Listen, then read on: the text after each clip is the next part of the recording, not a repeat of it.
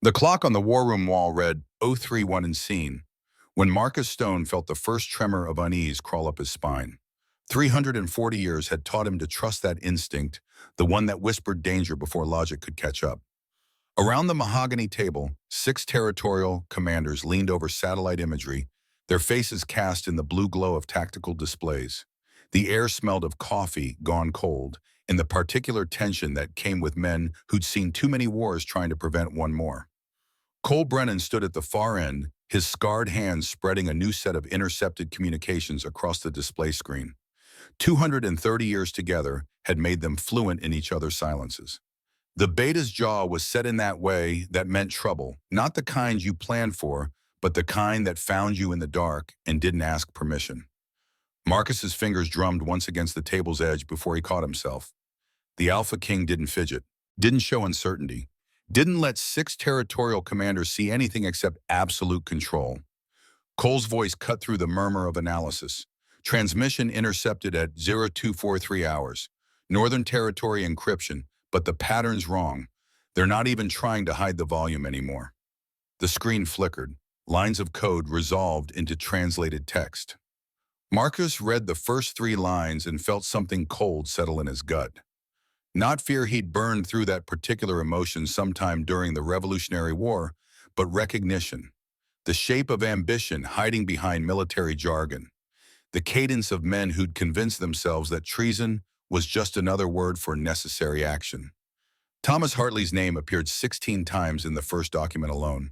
General Mathis, whose silver temples and parade ground posture spoke to 4 decades of service, leaned forward. Sir, if this intelligence is accurate, we're looking at coordinated mobilization. Northern Territory has staged approximately 2,000 fighters along the Montana border. They've been moving into position for the past 72 hours. Marcus kept his expression neutral while his mind raced through scenarios. 2,000 fighters. Enough to bloody the capital's defenses, maybe even breach the inner walls if they caught the elite guard unprepared. But Hartley wasn't stupid, reckless, ambitious drunk on the kind of power that came from being alpha too long, without challenge, yes. Stupid, no.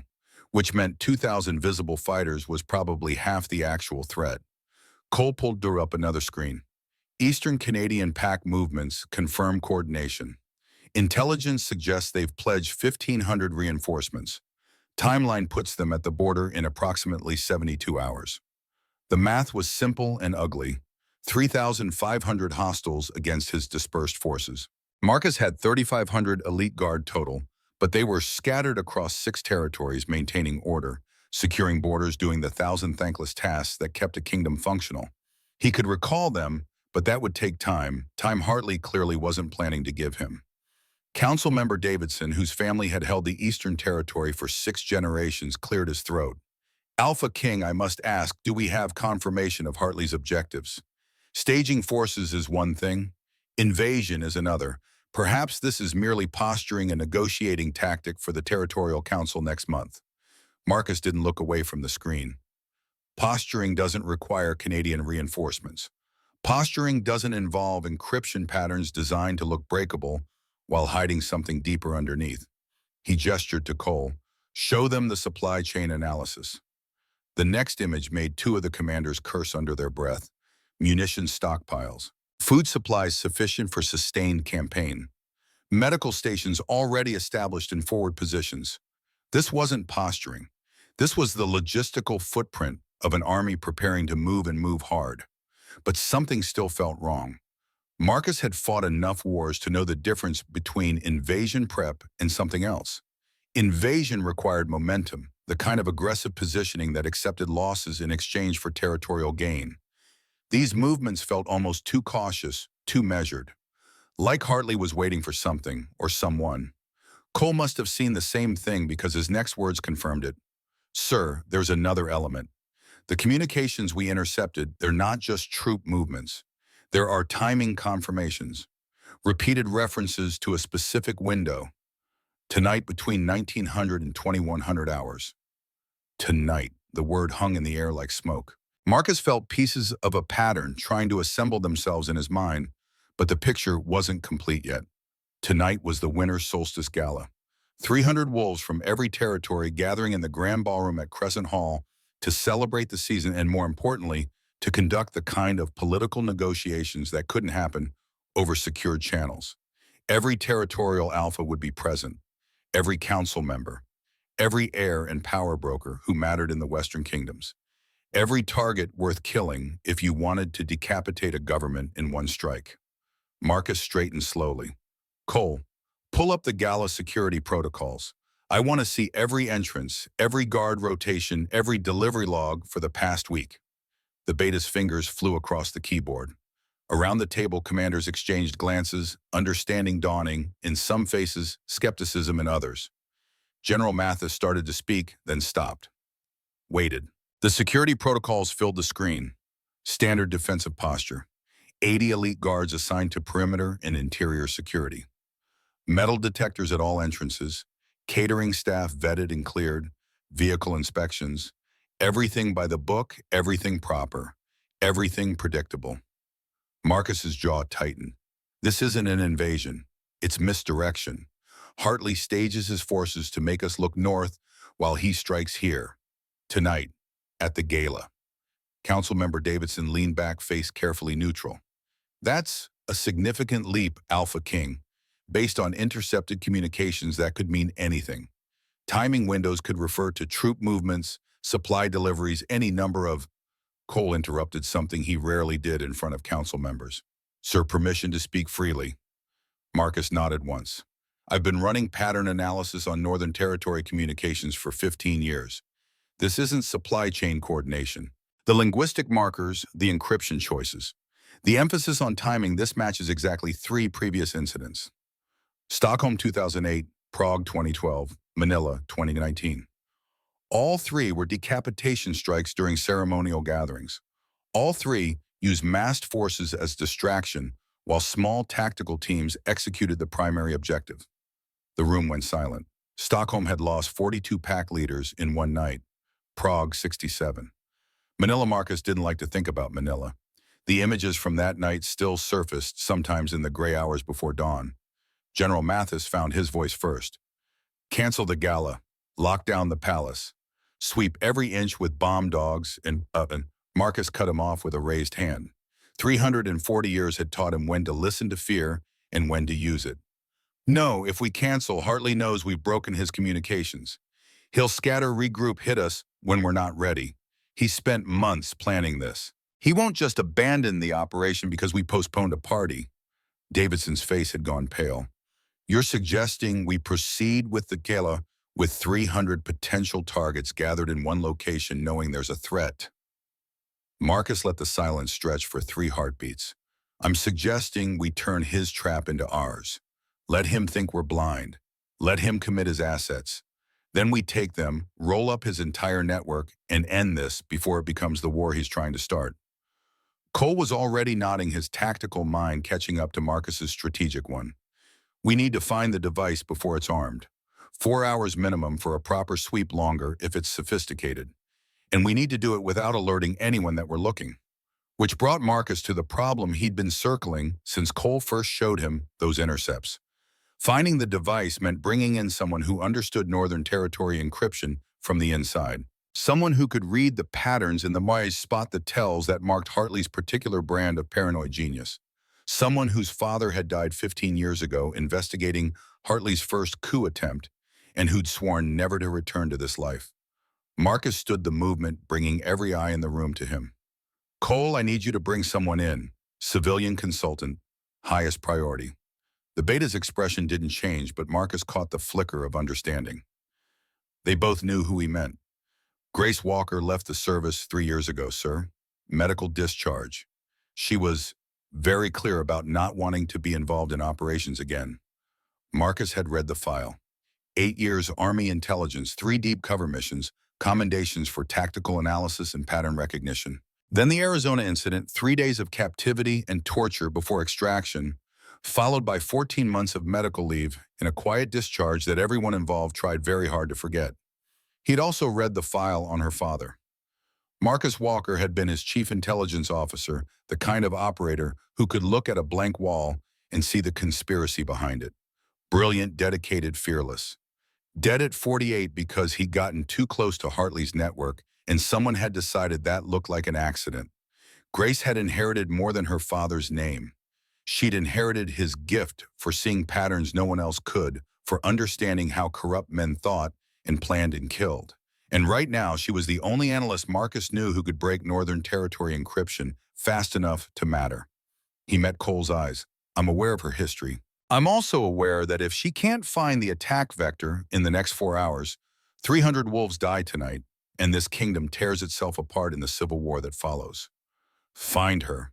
Bring her in. Tell her. He paused. Tell her we need her father's encryption keys. She'll understand. Cole nodded once and was already moving toward the door when General Mathis spoke. And if she refuses, Marcus turned back to the satellite imagery, the glowing markers showing Hartley's forces massing like a storm on the horizon. Then we sweep the palace blind and hope we get lucky, but I've fought enough wars to know hope isn't a strategy. Dismissed. Cole, you have until 0700 hours. The door closed behind his beta. Around the table, the remaining commanders began pulling up tactical maps, running scenarios, preparing for every contingency except the one Marcus feared most, that Grace Walker would look at the mission, remember what this life had cost her, and choose safety over service. He couldn't blame her if she did. This world had taken her father, had broken her badly enough to drive her out of the service, had left scars that probably woke her in the night with phantom pain. But Marcus also knew something about scars and duty, and the kind of person who couldn't walk away when the mission called, no matter how much they wanted to. He'd seen it in her father, had seen it in the way Grace had stayed on missions long past when anyone else would have extracted.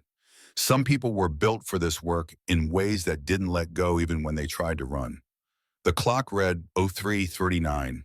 In less than 16 hours, 300 wolves would gather in the grand ballroom for champagne and politics.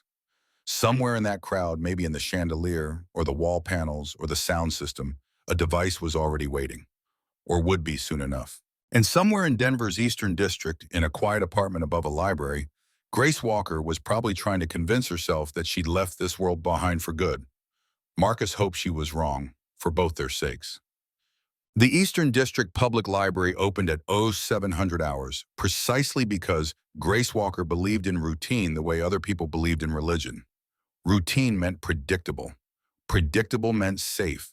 Safe meant no surprises, no split-second decisions, no moments where the wrong choice got people killed.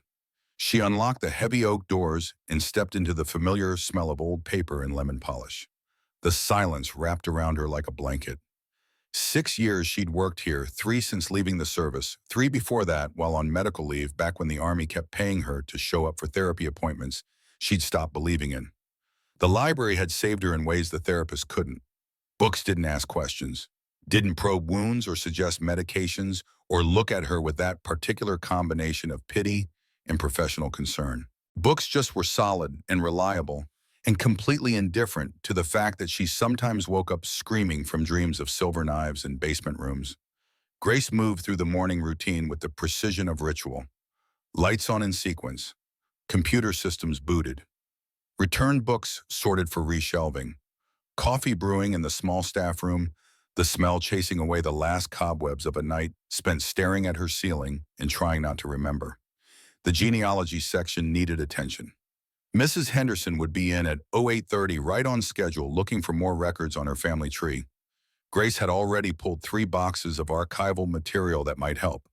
The elderly wolf had become something like a friend over the past months, one of those gentle connections built on shared interest and respectful distance from the personal questions Grace didn't want to answer. She was shelving Civil War records when the door opened 14 minutes early. Grace didn't turn. Mrs. Henderson, I've got those boxes ready for you at Miss Walker, not Mrs. Henderson's warm grandmother voice. This was gravel and smoke and 2 centuries of command reduced to 2 words. Grace's hand stilled on the shelf.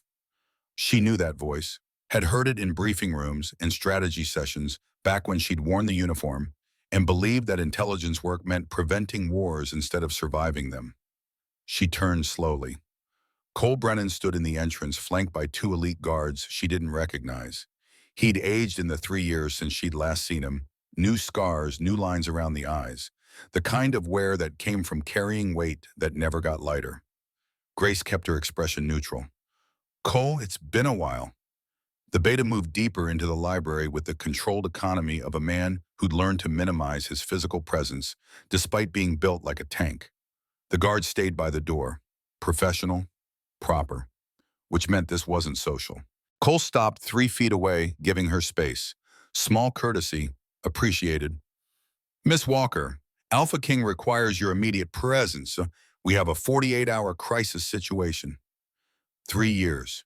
3 years of routine and safety and mornings that didn't start with crisis briefings. Grace felt something cold slide down her spine, the old training, the old instincts trying to wake up and take over.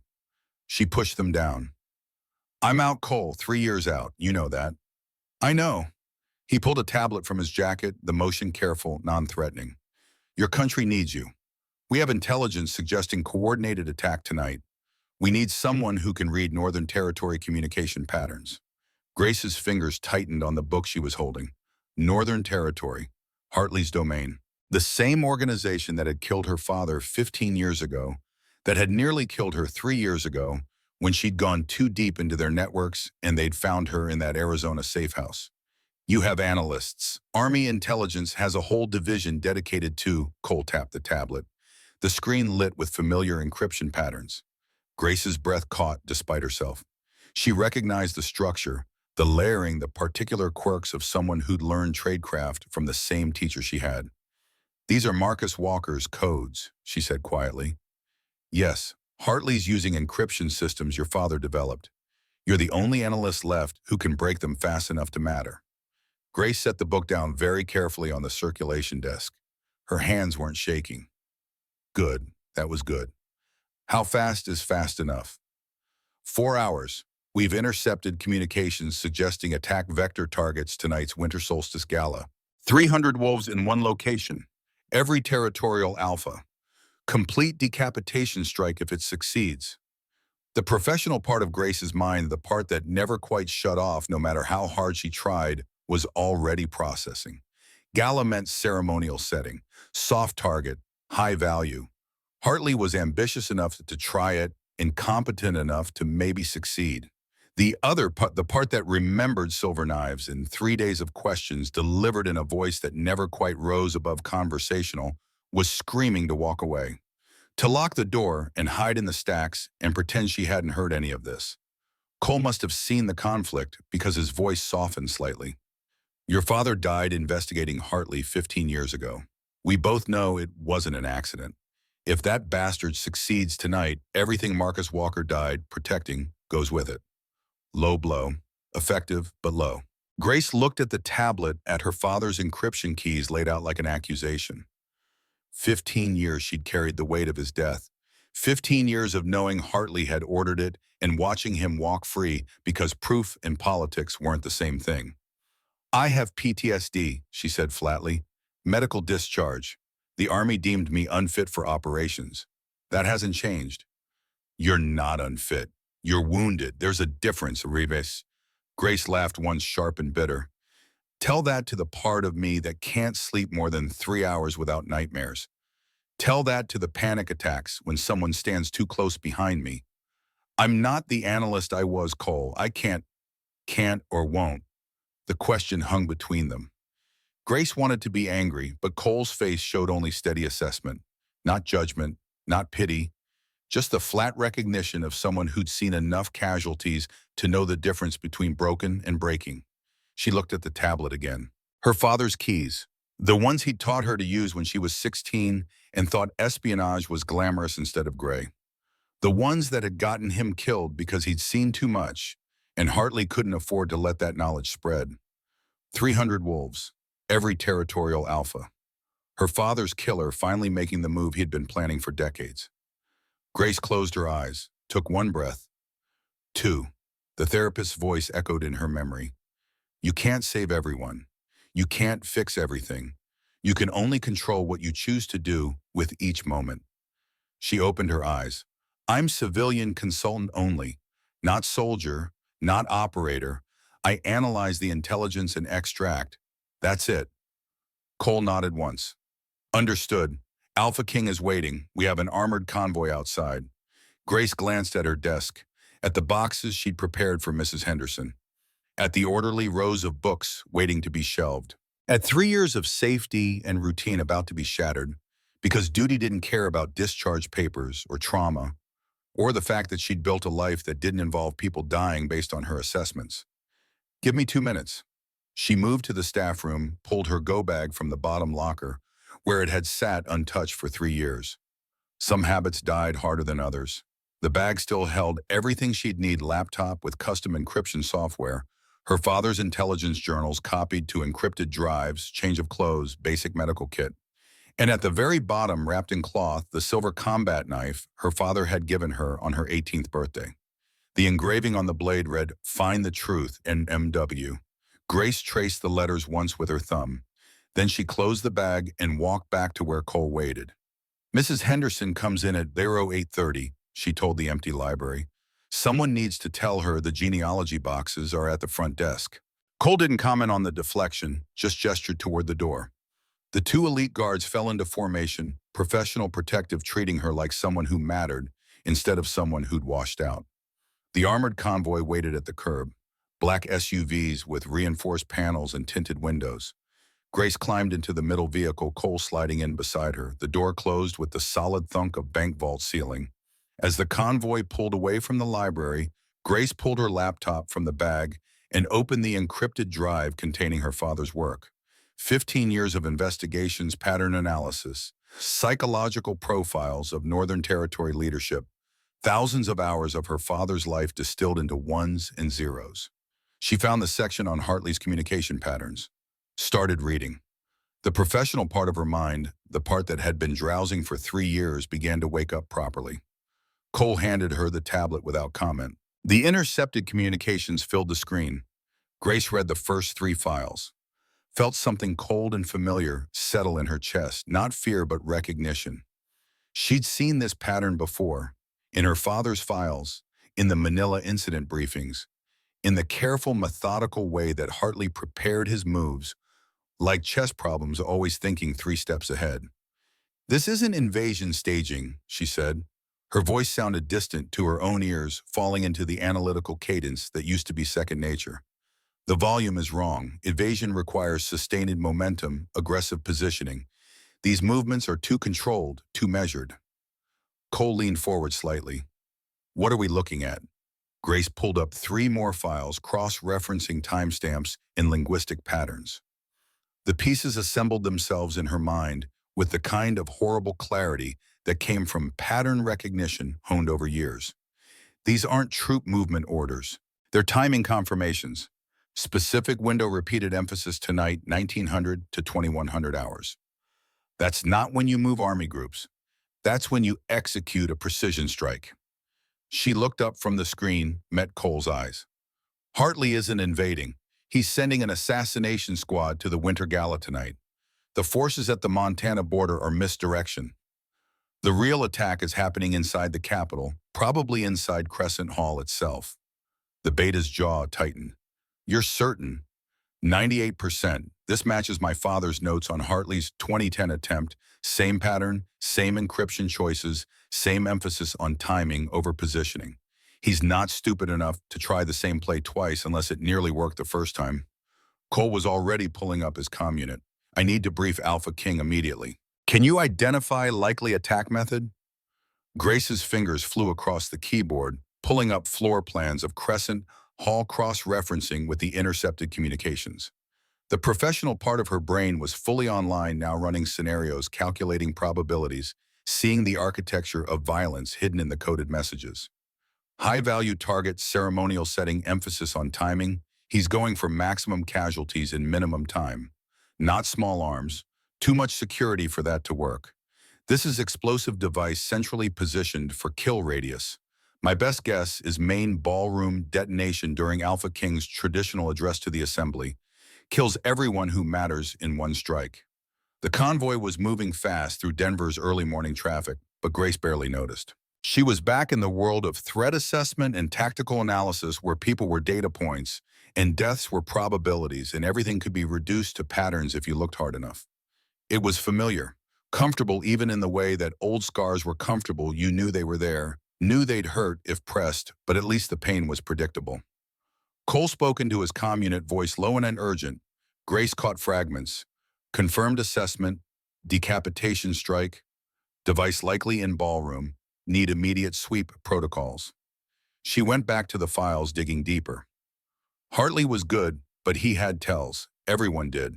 The trick was knowing where to look. The convoy pulled through security checkpoints. Armed guards, reinforced barriers.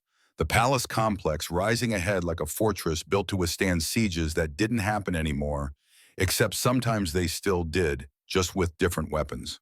Grace had been here exactly twice before, once for her father's funeral, once for the ceremony where they'd given her a medal for the Arizona mission and politely suggested early retirement. Both times she'd wanted to be anywhere else. Now she was back and the walls felt like they were closing in. The vehicle stopped at an underground entrance. Cole was out first, waiting to escort her. The two guards maintained perimeter position. All very proper and professional, which would have been reassuring if Grace couldn't feel her pulse starting to accelerate in the way that meant her body remembered danger even when her mind knew it was safe. Mostly safe. Probably safe. Cole noticed. Of course he noticed. 230 years alive gave you certain skills. Medical station is 3 floors up if you need. I'm fine. Grace forced her breathing into the pattern the therapist had taught her. 4 count in, hold 4, 4 count out. Just haven't been in operational space for a while. Where's the briefing? Royal Command Center. AlphaKing is waiting with territorial commanders. You'll need to present your analysis directly. Right, because nothing said gentle reintroduction to fieldwork, like briefing the most powerful Alpha in 6 territories while he was already on edge about potential coup. Grace shouldered her bag and followed Cole through corridors that smelled like power and old money and the particular weight of decisions that changed kingdoms. The command center occupied the palace's central core, no windows, reinforced walls, enough electronic security to make Fort Knox look trusting. Cole palmed the biometric scanner and the heavy door slid open. Grace walked into a room full of predators trying very hard to look like politicians. 6 territorial commanders stood around a tactical display table. She recognized General Mathis from service photos, 4 decades of parade ground posture and silver temples. The others were unfamiliar, but they all had the same look: men who'd fought wars and won them and didn't appreciate civilians walking into their briefings. At the head of the table stood Marcus Stone. Grace had seen photographs, read dossiers, knew the statistics: 340 years old, united 6 territories through combination of strategic brilliance and ruthless efficiency, reputation for absolute control and zero tolerance for betrayal. None of it prepared her for the reality. He was tall, maybe 6'4", with the kind of build that came from centuries of combat instead of gym memberships. Dark hair touched with gray at the temples, face all hard angles and controlled power. But it was his eyes that caught her, pale gray, ancient, as winter, looking at her with assessment that felt like being dissected by someone who'd seen every variation of human nature and wasn't impressed by any of it. Grace felt her training snap into place like armor. She met his gaze steadily, didn't bow her head, didn't look away. She might be broken, might be barely functional, might be one bad day from complete collapse, but she was Marcus Walker's daughter, and she didn't flinch from alphas who thought intimidation was leadership. Something flickered in Marcus Stone's eyes. Surprise, maybe, or recognition. "Miss Walker." His voice was rougher than she'd expected, edges worn smooth by time, but still carrying absolute authority. "Thank you for coming. Cole tells me you found something in the intercepts." Grace moved to the tactical display, set her laptop down, pulled up her analysis. All business, all professional. Don't think about the fact that 300 wolves might die tonight if you're wrong. Don't think about your father dying because he was right. Just present the data and let these men make the decisions that their ranks entitled them to. "Gentlemen, you're preparing for invasion. Wrong threat model." That got their attention. General Mathis straightened. 2 other commanders exchanged glances. Marcus Stone's expression didn't change, but she caught the slight lean forward that meant he was listening. Grace pulled up the communications on the main display. "These intercepts aren't troop movement orders. They're timing confirmations. Look at the linguistic patterns, emphasis on specific windows, repeated cross-references to ceremonial schedule, no mention of sustained operations or supply chains. This is precision strike planning, not invasion prep. She brought up comparison files from her father's old cases. Manila 2019, Stockholm 2008, Prague 2012. All three incidents used massed forces as distraction, while small tactical teams executed decapitation strikes during ceremonial gatherings. The pattern matches exactly. Hartley's communications show the same structure, same emphasis on timing over positioning. Council member Davidson cleared his throat. You're suggesting, based on communication patterns, that we should believe Northern Territory's 2,000 stage fighters are irrelevant. Grace turned to face him. I'm suggesting their misdirection. Hartley wants you looking north while he strikes here. Tonight, at the Winter Solstice Gala. High-value target environment, 300 wolves in one location, every territorial alpha present. It's textbook decapitation strike. General Mathis leaned over the display. Attack method. Explosive device. Ceremonial setting rules out small arms, too much security response capability. Device positioned in main ballroom, detonation time to AlphaKing's traditional address. Maximum casualties, complete leadership elimination. Kingdom tears itself apart in the succession chaos that follows. The room went quiet. Grace watched calculations running behind 6 sets of eyes. Territorial commanders thinking about what it meant if she was right, what it meant if she was wrong. The weight of 300 lives balanced against the credibility of a burned-out analyst who'd washed out 3 years ago. Marcus Stone studied the display for 10 seconds that felt like an hour. Then he looked at Grace with those winter gray eyes and asked the question that mattered. How certain are you? Grace didn't hesitate. 98%. The pattern is too consistent. Hartley's been planning this for months, maybe years. He's not staging an invasion. He's executing the same play he tried in 2010, the one my father died investigating. Only this time he thinks he's got better operational security. And the other 2% accounts for the possibility that I'm seeing patterns where there's only noise. That 3 years out of analysis work has degraded my assessment capabilities. That I'm wrong and 300 wolves died tonight because you took my advice. Marcus's expression didn't change, but Grace caught something in his eyes, respect maybe for honesty instead of false confidence. He straightened, and the room's attention shifted to him like iron to a magnet. Cancel the gala. Lock down. Grace interrupted before she could stop herself. No, if you cancel, Hartley knows you've broken his communications. He scatters, regroups, hits you later when you're not ready. You need to turn his trap into yours. Let him think you're blind. Let him commit his assets. Then you take them and roll up his entire network before this becomes the civil war he's trying to start. Dead silence. Grace realized she'd just contradicted the AlphaKing in front of his territorial commanders. The kind of thing that got civilians escorted out by security. Or worse. But Marcus Stone was watching her with something like approval. Continue. Grace pulled up floor plans of Crescent Hall. Device is likely already positioned or will be within next few hours. You need to find it before it's armed, but you need to do it without alerting anyone you're looking. That means covert sweep, minimal personnel, maximum discretion. 4 hours minimum for proper coverage if device is sophisticated. Cole moved to stand beside her. We coordinate with Palace Security pull-in bomb disposal teams from no-bomb teams. Grace kept her eyes on Marcus. Bomb teams mean protocols. Protocols mean paperwork. Paperwork means word spreads. You need someone who can identify the device on site, someone who understands Northern Territory, engineering preferences, someone who can sweep the ballroom without anyone knowing what they're really looking for. General Mathis crossed his arms. And where exactly do we find this hypothetical expert? Grace met Marcus Stone's eyes. You're looking at her. I spent 8 years studying Northern Territory infrastructure and operational methods. I know how Hartley thinks, how his people build where they hide things. I can find the device, but I need access to Crescent Hall starting now, and I need your head of security to cooperate without asking questions. The AlphaKing studied her for 3 long heartbeats. Grace forced herself to breathe normally, to project confidence she didn't entirely feel. The truth was she had no idea if she could actually do this. 3 years out of field work. PTSD that woke her screaming. Hands that shook sometimes for no reason. But she was Marcus Walker's daughter, and she knew how to read violence the way other people read books, and 300 wolves were going to die tonight unless someone stopped it. Marcus nodded once. Done. Cole, coordinate with Palace Security. Miss Walker has full access and complete autonomy. Gentlemen, we proceed with the gala as planned. Not one word of this leaves this room.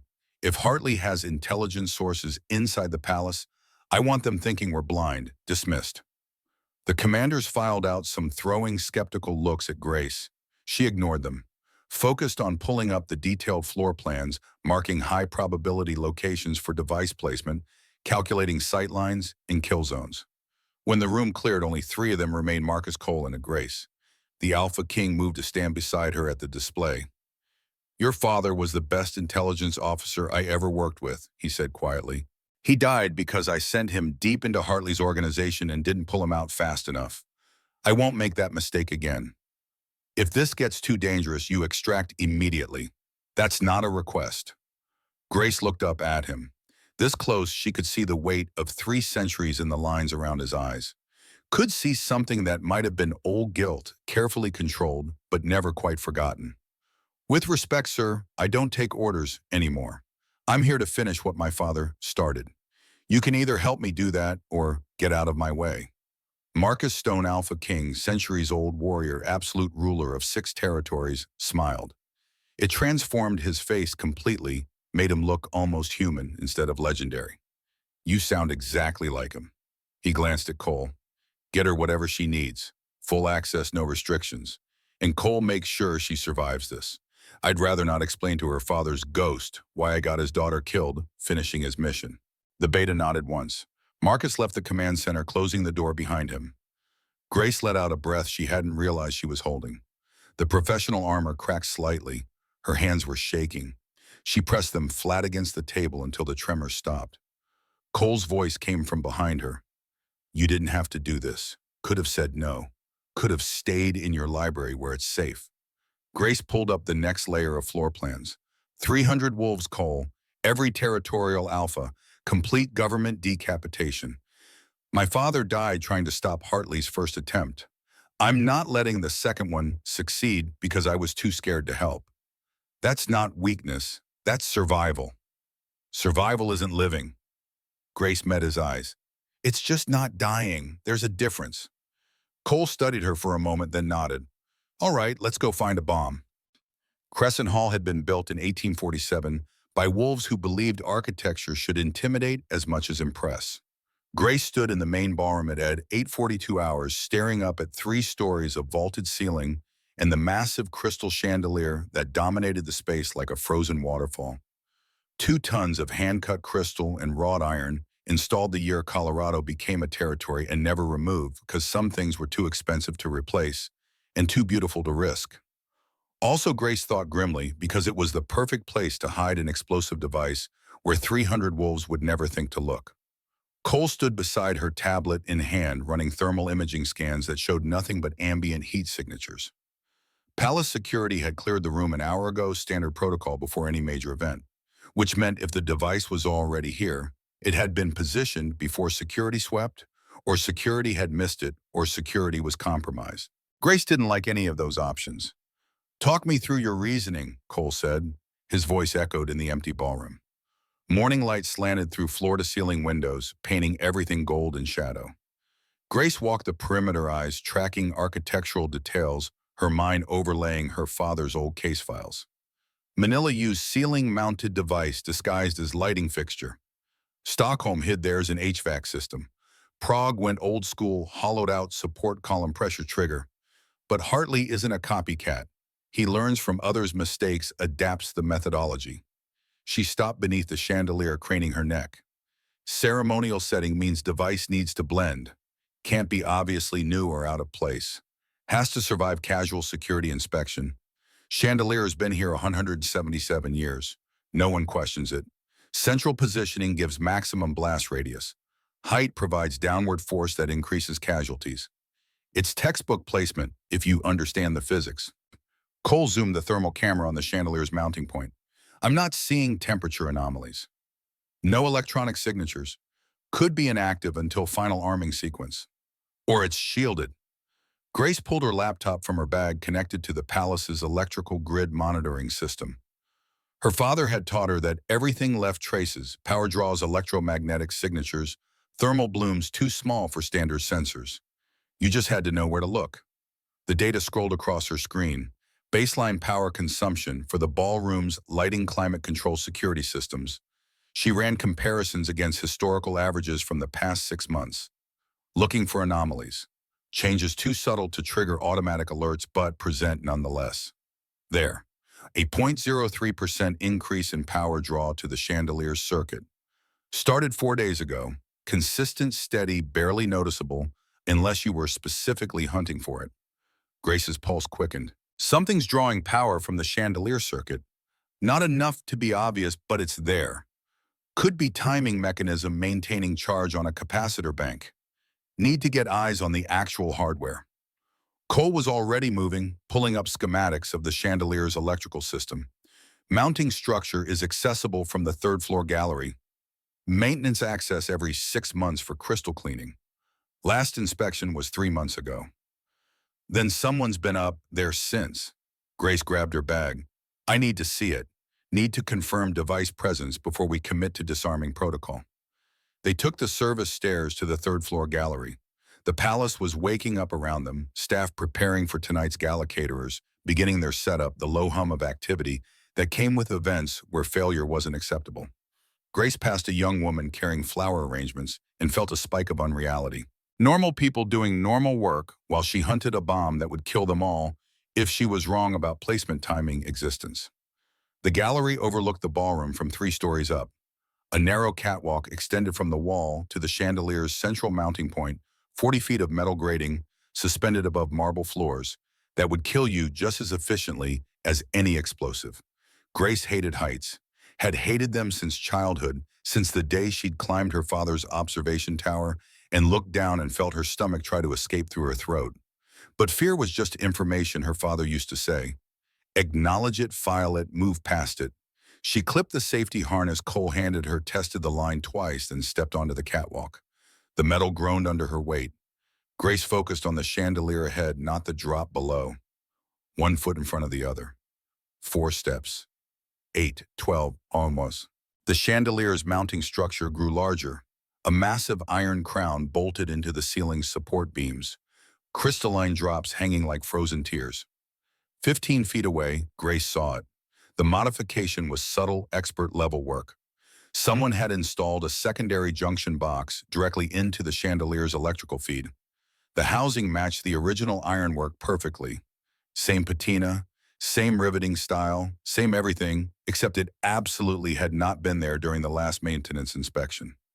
Grace's training kicked in fully now, the analytical part of her brain cataloging details with crystalline clarity. Junction box, approximately 8 inches square, sealed with tamper-evident coating that would show if opened improperly. Single wire feeding from main power line.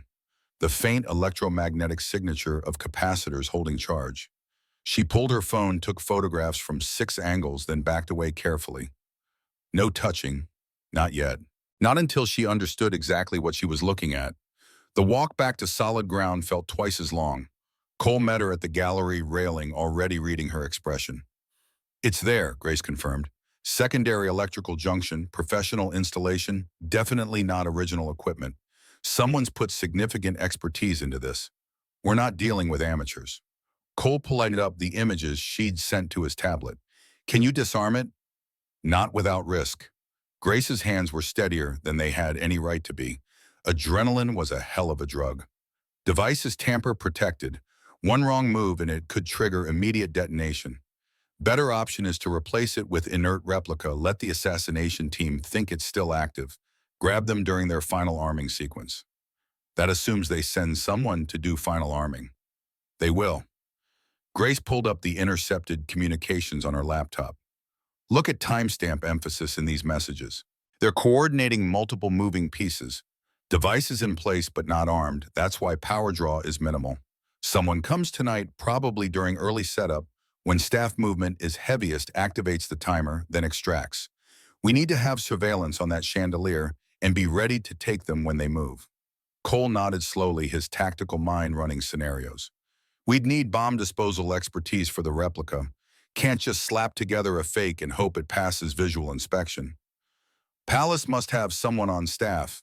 Military background, EOD training. Lieutenant Sarah Chen, former Army 6 years bomb disposal, currently heads Palace Security Technical Division. Cole was already typing on his tablet. She's cleared for this level of operation. I'll brief her, get her started on replica fabrication. Grace looked at the chandelier hanging innocent and beautiful above the ballroom floor. Thought about the expertise required to build a device sophisticated enough to fool security inspections, the planning to coordinate installation with Palace operations, the absolute cold-blooded calculation to target 300 wolves, knowing that collateral deaths were inevitable. This was Hartley's operation, but someone else had done the technical work. Someone with skills that came from military training and real-world applications. Someone who'd killed before and would kill again without hesitation.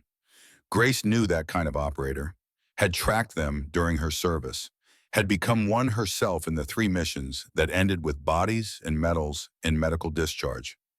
Cole, her voice was quieter than she intended. The person who built this device, they're good, really good, which means when they come tonight for final arming, they'll be looking for surveillance, for traps, for any sign we're waiting. We need to be better. The beta's scarred face was grim. I've been running tactical operations for 2 centuries. I know how to set an ambush. I know you do. I'm just saying, don't underestimate them. People who build bombs this sophisticated don't usually panic under pressure. They've planned for contingencies. They'll have escape routes, counter-surveillance, probably armed backup. This won't be clean. Cole met her eyes. Nothing about this situation is clean, but we're going to stop them anyway because that's what we do. You find the threats, I eliminate them. AlphaKing holds the kingdom together. We've been doing this dance for 230 years. Tonight's just another performance. Grace wanted to believe him, wanted to feel the certainty that came with experience and competence, and absolute confidence in your team. But she'd seen operations go wrong too many times, had watched good plans collapse under the weight of Murphy's Law and human error, and the 1,000 variables no one could predict. Still, Cole was right about one thing. This was what they did, what her father had done, what she'd spent 8 years learning to do before Arizona taught her the cost of that knowledge. Lieutenant Chen arrived 20 minutes later with a technical team and enough equipment to build a small arsenal. She was compact, efficient, with the kind of focused intensity that came from diffusing explosives for a living.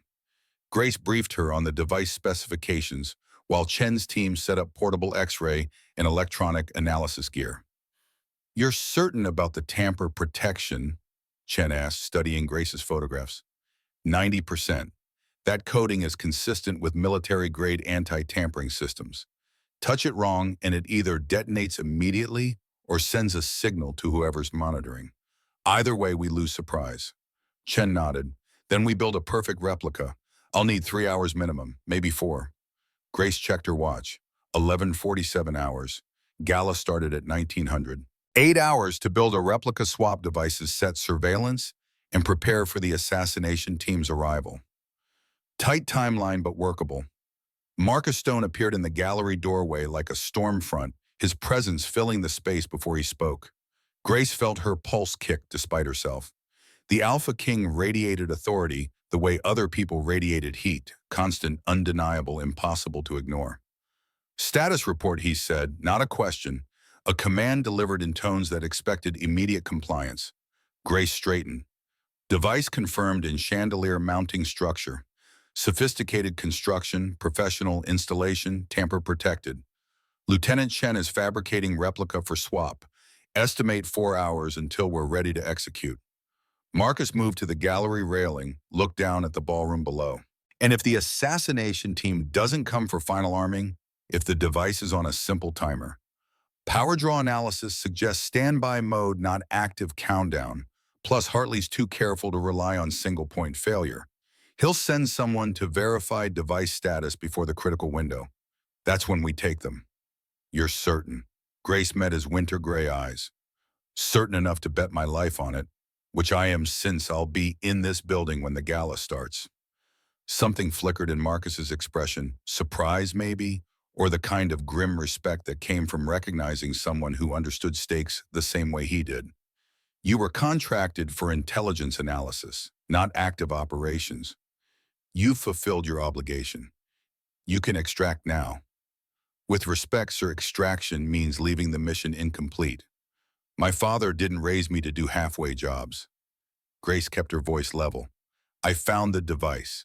I'm staying to make sure it's neutralized properly. Non-negotiable. Cole cleared his throat. My Lord, Miss Walker's expertise may be valuable during the takedown phase. She understands Northern Territory operational methods better than anyone except her father, Marcus finished. His gaze hadn't left Grace, who died doing exactly this kind of work, hunting Hartley's network deeper than was safe, refusing to extract when extraction was the smart play. The words hit like physical blows. Grace felt old anger surge at Marcus for the reminder at her father, for dying at herself, for being broken enough that PTSD was even a factor in mission planning. She channeled it into cold professional distance. My father died because someone betrayed his position to Hartley's network, not because he made bad tactical decisions. And I'm not him. I know my limits. I know when to pull back. The lie tasted bitter but necessary. I'm asking to stay through device swap and surveillance setup. After that, I extract to command center. Remote support only. That acceptable? Marcus studied her for 3 long seconds. Acceptable. But when I give the extraction order, you follow it immediately. No arguments, no delays. Clear. Clear. The AlphaKing nodded once and left the gallery. Grace exhaled slowly, feeling the weight of his presence lift. Cole was watching her with something that might have been concern or approval or both. That wasn't a lie about knowing your limits, was it? He asked quietly. Grace pulled up the chandelier schematics on her laptop. Let's focus on the mission. We have 4 hours to build a bomb that looks exactly like the real one. Swap them without anyone noticing and set up surveillance that can catch professional operators. Plenty of time to worry about my psychological fitness later. Cole didn't push. Just moved to coordinate with Chen's team, leaving Grace alone with her laptop and the hollow feeling that came from knowing she just committed to staying in proximity to violence that would almost certainly trigger every trauma response she'd spent 3 years trying to manage. But 300 wolves were counting on her, whether they knew it or not. Her father's ghost was counting on her. And maybe somewhere beneath the PTSD and the nightmares and the fear that never quite went away, Grace Walker was still the operator she'd been before Arizona broke her. She hoped so, because tonight was going to require the best version of herself she could still access, and she wasn't entirely sure that version existed anymore. The next 3 hours blurred into focused technical work. Lieutenant Chen and her team fabricated the replica with meticulous precision, matching the junction box dimensions, the wire routing the patina on the housing. They built a complete mock-up of what explosive components would look like without actually including anything that could detonate. Perfect enough to fool visual inspection. Hopefully perfect enough to fool whoever came to arm the real device. Grace coordinated surveillance placement with Cole's tactical team. Micro cameras in 3 positions with overlapping fields of view. Audio pickups sensitive enough to catch whispered conversations. Motion sensors calibrated to ignore normal staff movement but flag anyone approaching the chandelier access points. All feeding to a remote monitoring station in the command center basement. At 15:23 hours, they were ready for the swap. Chen's team erected portable scaffolding beneath the chandelier, disguised as routine maintenance for tonight's event. Palace staff barely glanced at them, just another group of technicians doing last-minute preparations for an important gala. Grace watched from the 3rd-floor gallery while Chen herself made the climb to the chandelier mounting point. The lieutenant worked with the careful precision of someone who'd spent years knowing that one wrong move meant death. She photographed the original device from every angle, documented wire placement, then carefully disconnected the real junction box. The tamper coating separated cleanly professional work, but Chen was a professional too. The device came free. Chen placed it in a shielded containment box, then installed the replica in exactly the same position. Wire routing matched, mounting secured. Patina coating applied to mask any signs of recent disturbance. 3 minutes total, no alarms, no complications. Chen gave the all-clear signal. Grace felt tension she hadn't realized she was carrying, released slightly. First major hurdle cleared. Now they just had to wait for the assassination team to walk into the trap. Cole appeared at her shoulder. Devices secured in disposal vault. Chen's team is running full analysis. Preliminary assessment confirms your suspicions. Military-grade explosives, sophisticated timing mechanism, remote backup detonation capability. This thing would have killed everyone in the ballroom and probably collapsed the ceiling onto anyone who survived the initial blast. Grace pulled up the surveillance feeds on her laptop. 3 angles showing the chandelier hanging innocent and beautiful. Now we watch. Someone will come, probably during setup chaos between 1700 and 1800 hours. That's when they can blend with staff movement. My team will be in position by 1630. Full tactical kit, non-lethal takedown preference, but lethal authorization if they resist. We're not taking chances. Cole paused. You should head to command center now. Get some distance before the operational phase starts. Grace checked her watch, 1547 hours. The gala would begin in just over 3 hours. Guests arriving at 1830 AlphaKing's address, scheduled for 2030. If her timeline was correct, the assassination team would move soon. Every instinct she had said stay, said watch, said be present when they caught the bastards who'd built this device and planned to murder 300 wolves because Hartley wanted power more than he valued lives. But she'd promised Marcus she'd extract. And Cole was right that she'd fulfilled her primary mission objective. Device found, device neutralized, surveillance established. The tactical phase was someone else's expertise. All right, she said, I'll monitor from command center. But Cole, when you take them, I want 5 minutes with whoever built the device, before official interrogation. Just 5 minutes to ask about my father's case. The beta's expression softened slightly. I'll see what I can do, but AlphaKing will want first access to prisoners. Treason charges take precedence over old investigations. I know. I'm just asking for 5 minutes. That's all. Cole nodded. I'll try. Now go. Get some rest before this goes hot. You've been running on adrenaline and coffee for 8 hours. That catches up eventually. Grace gathered her equipment, took one last look at the surveillance feeds, then headed for the command center.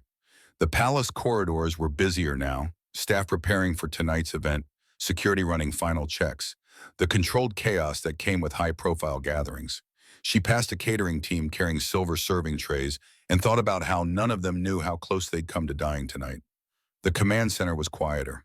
3 analysts monitoring various feeds, a communications specialist coordinating with palace security, and Marcus Stone standing at the main tactical display like a general watching a battlefield. He looked up when Grace entered those winter gray eyes, assessing her state in one glance. Device swap successful, he asked. Completed at 1524 hours. Surveillance is active. Cole's team will be in position within the hour. Grace set her laptop on a side table, pulled up her monitoring feeds. Now we wait for them to come. Marcus moved to stand beside her, studying the surveillance angles. This close, she could smell cedar and something darker, old leather gun oil, the subtle scent markers that came with centuries of combat. It should have been intimidating. Instead, it was oddly grounding, like standing next to something solid and immovable in a world that felt increasingly unstable. You did well today, he said quietly. Your father would be proud. Grace's throat tightened. My father's dead because he got too close to Hartley's network. I'm just trying not to make the same mistakes. The mistake wasn't getting close. The mistake was trusting someone who betrayed him. Marcus's voice carried old anger, carefully controlled but never forgotten. I've spent 15 years trying to identify the leak that got Marcus Walker killed. Never found definitive proof, but I have suspicions. Grace looked up at him. Who? After tonight, after we've rolled up Hartley's current operation, then we'll talk about old ghosts and outstanding debts. Marcus's expression was carved from stone. Your father deserves justice. You deserve answers. But first we need to survive the next 6 hours. The clock read 16 hours. Grace pulled up a chair, opened her laptop, and settled into the familiar rhythm of waiting. Surveillance work was 90% boredom and 10% terror. You watched feeds until your eyes blurred, drank coffee until your hands shook, waited for the moment when routine surveillance became active crisis. Around her, the command center hummed with quiet efficiency, analysts monitoring various palace sectors, communications flowing between security teams. The low background noise of an organization preparing for potential violence while hoping it never came. Marcus returned to the main tactical display, coordinating with Cole's team via secure channel. Grace caught fragments of conversation, positioning, extraction routes, rules of engagement. The mechanical language of people who'd done this so many times that potential death became just another operational parameter to plan around. At 16:47 hours, motion sensors flagged movement on the third-floor gallery. Grace's focus snapped to the surveillance feeds. A figure in palace staff uniform was approaching the chandelier access point. Male mid-30s, moving with the kind of controlled purpose that looked routine but wasn't quite. Something about the way he carried himself, too aware of his surroundings, too careful about camera angles. "Got a possible," Grace said, her voice cutting through the command center's background noise. Third-floor gallery, approaching chandelier access. Staff uniform but wrong movement profile. Marcus was beside her instantly. "Cole, you seeing this?" The beta's voice came through the tactical channel. "Confirmed. Subject matches description of Northern Territory operative from Idaho Network. We're moving to intercept positions now. Hold on, visual standby for takedown." Grace watched the figure produce maintenance credentials, show them to a palace guard at the gallery entrance. The guard checked the credentials, nodded, let him pass. Professional infiltration. Perfect operational cover. The figure moved onto the catwalk. Grace's heart rate kicked despite herself. This was it. The assassination team coming to arm the device they'd planted. Walking directly into the trap she'd helped build. On the feed, she could see Cole's tactical team moving into position. 4 operators approaching from 3 directions, weapons ready but held non-aggressively. They'd try for quiet takedown first, violence only if necessary. The figure reached the chandelier mounting point, pulled tools from his pack, started working on the replica junction box with the careful movements of someone who understood exactly what they were dealing with. Grace saw the moment he realized something was wrong. The way his hands stilled, the tension that suddenly radiated from his posture. He'd opened the junction box and found the replica instead of the real device. He dropped the tools, reached for something at his belt. "He's going for comm unit," Grace snapped. "He'll warn the others if he transmits." Cole's voice was ice calm. "Taking him now." The tactical feed showed 4 operators converging simultaneously. The Northern Territory wolf spun, combat-trained reflexes kicking in. He got the comm unit to his mouth. "Abort, abort devices." Then Cole hit him like a freight train. The fight lasted maybe 8 seconds. The operative was good, managed to land 2 solid hits, nearly broke free once. But Cole was better, and he had 3 teammates who were almost as competent. Takedown was brutal, efficient, and absolutely professional. Grace watched them zip-tie the prisoner's hands, gag him, drag him off the catwalk. The entire engagement had been quiet enough that palace staff 2 floors down probably didn't even notice. Marcus's hand came down on her shoulder, heavy, warm grounding.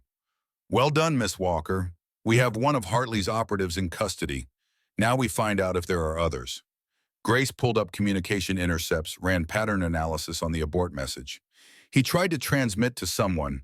Signal was cut off, but partial transmission got through. If there are other team members, they know something's wrong. They'll either abort completely or move to backup plan. "Cole status on prisoner," Marcus spoke into his comm unit.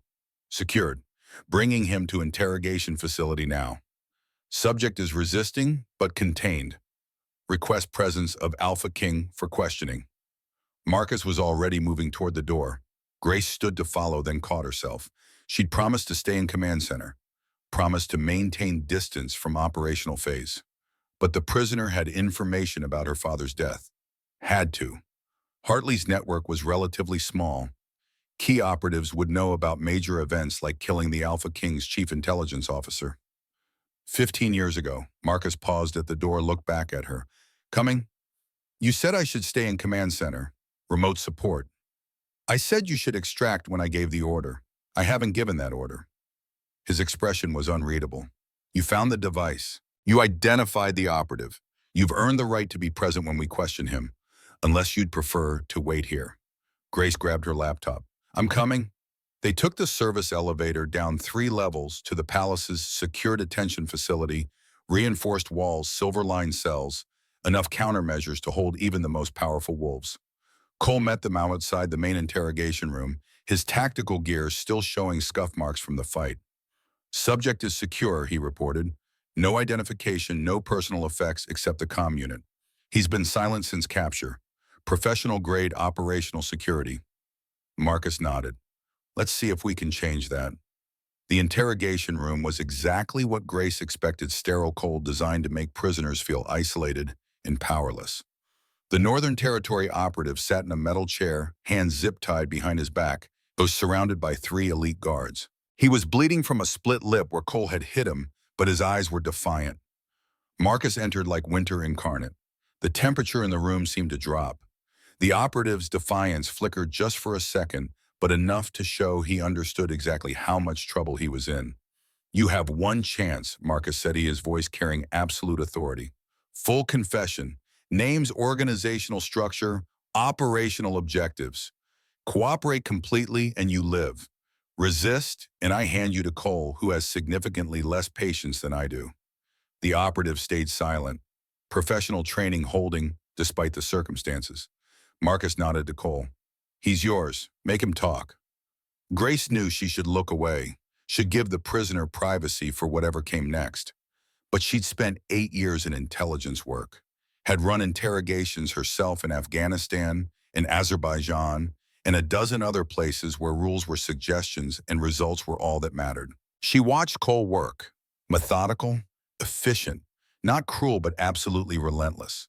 The kind of interrogation that broke resistance through sheer professional competence rather than brutality. 10 minutes later, the operative was talking.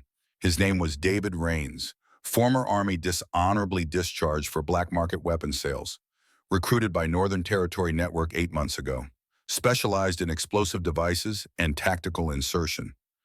Built a chandelier bomb according to specifications provided by his handler. Who's your handler? Marcus asked. Who gave you the specifications? Rains hesitated.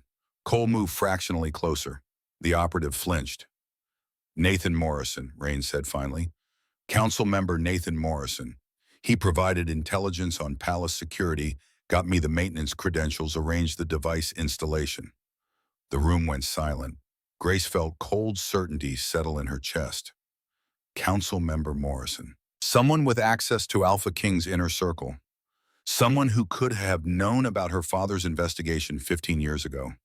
Marcus's expression didn't change, but Grace caught the rage simmering beneath his control. Nathan Morrison has been on my council for 20 years. You're telling me he's been working for Hartley this entire time? I don't know about entire time, Rains said quickly. I just know he's my handler. Has been for 8 months.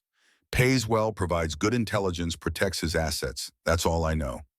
Grace stepped forward before she could stop herself. 15 years ago, AlphaKing's chief intelligence officer was killed investigating Northern Territory corruption. Marcus Walker. Did Morrison have anything to do with that? Rains looked at her for the first time. Something flickered in his eyes, recognition maybe, or calculation.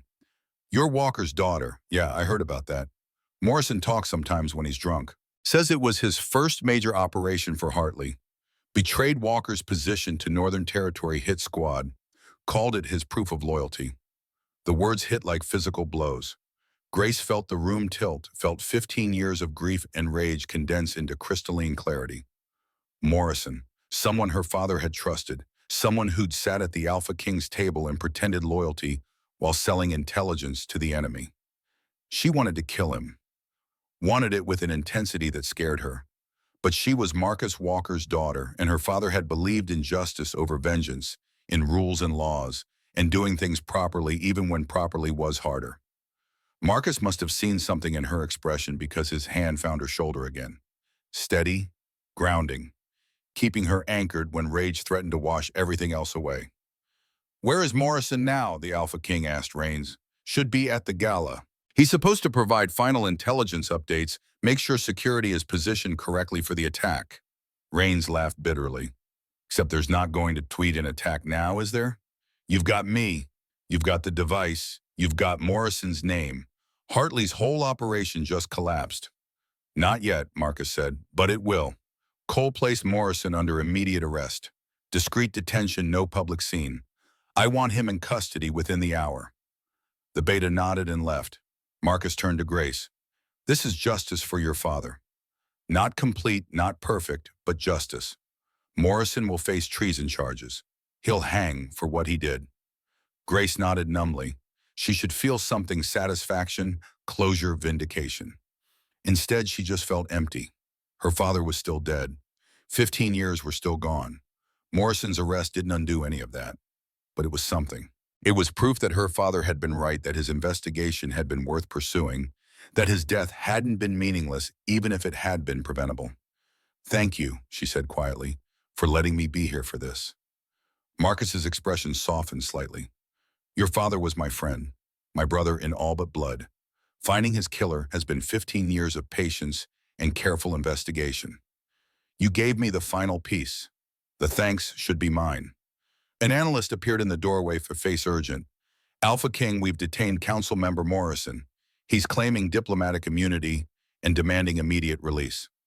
Marcus smiled, and it was the coldest thing Grace had ever seen. "Diplomatic immunity doesn't apply to treason. Tell him I'll be there shortly to explain that personally." He glanced at Grace. "You should get some rest. The gala is in 2 hours. You've done your part. What comes next is mine to handle." Grace wanted to argue, wanted to be present when Morrison faced charges, when Hartley's network was fully exposed. But exhaustion was catching up with her, 8 hours of sustained adrenaline finally crashing into the reality that she'd been running on fumes since 0600. "All right," she conceded, "but I want updates. Real time. Everything that happens with Morrison and Hartley's network." "You'll have them." Marcus moved toward the door, then paused. "Miss Walker Grace, what you did today saved 300 lives, prevented civil war, gave me justice for your father's murder. That's not nothing. Don't let the emptiness convince you otherwise." He left before she could respond. Grace stood in the interrogation room, watching David Rains being led away to his cell, and tried to process everything that had happened in the past 12 hours. She'd gone from shelving books to hunting bombs, from civilian consultant to active operator, from grieving daughter to the person who'd finally identified her father's killer. And somewhere in all of that, she'd started feeling like herself again. Not the broken version who'd washed out with PTSD, the version who'd been good at this work, who'd found purpose in protecting people who didn't even know they needed protecting. It was terrifying and familiar, and exactly what she'd been missing for 3 years. Grace made her way back to the command center, claimed an empty office, and collapsed into a chair. Her laptop showed surveillance feeds of the ballroom being prepared for tonight's gala. Workers arranging chairs, hanging decorations, testing sound systems. Normal activity for a normal event that would have turned into massacre if she hadn't read the pattern correctly. 300 lives, her father's killer. Hartley's network exposed. Not a bad day's work for someone who'd convinced herself she was too damaged to be useful anymore. Grace let her eyes close. Just for a moment. Just until the next crisis demanded her attention. She was Marcus Walker's daughter. This was what they did. What they'd always done. And maybe finally she was ready to accept that part of herself again. Grace woke to the sound of her phone buzzing with tactical updates. The office chair had left impressions on her cheek, and her neck protested when she tried to move. The clock read 1843 hours. She'd been out for nearly 2 hours. Outside the command center office, she could hear the organized chaos of a major event spinning up to operational tempo. She pulled up the message queue. Cole's reports came in military-precise intervals, Morrison in custody, refusing to cooperate. Hartley's forces at Montana border showing signs of confusion, internal communications spiking as they tried to confirm why their operative had gone silent. Eastern Canadian PAC reinforcements, still 72 hours out, but now receiving stand-down orders from sources unknown. Someone in Hartley's network was cutting losses, trying to salvage what they could from an operation that had collapsed before it started. Grace stood, stretched muscles that had gone stiff, and made her way back to the main command center. The tactical display showed real-time positioning of elite guard units throughout the palace complex. 80 guards on gala security. Another 100 in rapid response positions. Cole's specialized teams positioned at strategic choke points in case Hartley decided to escalate rather than retreat. Marcus Stone stood at the center of it all, coordinating responses with the calm certainty of someone who'd commanded armies for 3 centuries. He looked up when Grace entered, something that might have been relief crossing his features before control reasserted itself. "You're awake. Good. We have developments." He gestured to the display. Northern Territory communications are in chaos. Hartley knows his operative missed check-in. He's pulling back his stage forces, but it's disorganized, suggests he didn't have solid contingency planning for complete operational failure. Grace moved to study the intercepts scrolling across auxiliary screens. He's panicking. That's not like him. Hartley's usually 3 steps ahead, always has backup plans. This kind of sloppy withdrawal suggests something broke his decision-making framework. Morrison broke, Cole said from his position coordinating security teams. 30 minutes ago. Full confession. Named 17 co-conspirators, including Hartley's second-in-command in Idaho. Detailed the entire coup structure, who, what, when, where. Everything we need for treason, charges that will hold up in territorial court. Grace felt something cold and satisfied settle in her chest. My father's investigation. Morrison confirmed his involvement. Confirmed and elaborated. Marcus's voice carried old rage held on tight leash. Morrison provided your father's location to Northern Territory hit squad on February 14, 2010. Marcus Walker died 3 days later in what was ruled accidental death during routine patrol. Morrison received $50,000 in guaranteed position on my council as payment for the betrayal. 15 years. 15 years of her father's killer sitting at the AlphaKing's table pretending loyalty, selling intelligence to enemies. Grace's hands clenched into fists. The professional part of her brain cataloged Morrison's confession as evidence for prosecution. The daughter part wanted blood. Marcus must have seen it because he moved closer, his presence solid and grounding. Morrison faces public trial in 72 hours. Treason conspiracy to commit regicide murder of royal officer corruption. The evidence is overwhelming. He'll hang Grace. Justice for your father. Legal proper witness by every territorial alpha. That's worth more than anything you could do to him in rage. Grace forced her breathing steady. I know. Doesn't make it easier. No, it doesn't. Marcus's winter gray eyes held understanding that came from personal experience. But easier isn't always better. Sometimes justice requires patience and proper procedure instead of immediate satisfaction. The main display chimed with new intelligence. Cole pulled it up satellite imagery showing Hartley's Montana forces in full retreat. 2,000 fighters withdrawing north toward Canada, abandoning equipment and defensive positions in their haste. The kind of disorganized collapse that spoke to leadership paralysis. Hartley's running, Grace said. Lost his operative, lost his counsel. Insider lost surprise advantage. He's cutting losses and hoping he can regroup across the Canadian border before we can move against him directly. Marcus's expression was carved from stone. Then we don't give him that chance. Co-coordinate with territorial alphas. I want Northern Territory borders sealed within the hour. Nobody crosses without my explicit authorization. Diplomatic channels to Eastern Canadian PAC leadership. Inform them any assistance to Hartley will be considered act of war against all 6 territories. The beta was already moving, pulling up communication protocols. Around the command center, analysts scrambled to execute the AlphaKing's orders with the practiced efficiency of people who understood that hesitation got you killed. Grace watched it all unfold with the strange detachment that came from being simultaneously part of the operation and observer to it. She'd found the bomb, identified the operative, provided the analysis that broke Morrison's cover. But this phase, the political maneuvering, the territorial chess game, the exercise of raw alpha authority, this was beyond her expertise. This was Marcus Stone doing what he'd done for 340 years, holding a kingdom together through sheer force of will and strategic brilliance. The gala, Grace said. Are you still proceeding? Marcus glanced at the clock, 1857 hours. Guests are already arriving. Canceling now would cause panic and show weakness. We proceed as planned. Heightened security tactical teams in position, but externally everything appears normal. Hartley could still have assets we haven't identified. He could, but we've decapitated his operational capability and his primary attack vector is neutralized. Any secondary attempts will be desperate and disorganized, exactly the kind of threat my security teams are designed to handle. Marcus's voice held absolute confidence. Tonight we demonstrate strength, show every territorial alpha that threats against this kingdom fail, that traitors are caught and punished, that the crown protects its people. It was performance as much as security. Political theater designed to reinforce Marcus's authority and remind potential conspirators what happened to those who challenged him. Grace understood the necessity even as part of her wanted to argue for continued lockdown. An analyst approached with a tablet. AlphaKing, you're needed for final security briefing before guests enter the ballroom. 20 minutes to official start.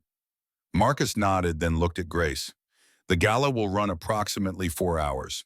I'd like you present not as security, but as guest. Your work today deserves recognition, and there are people I'd like you to meet.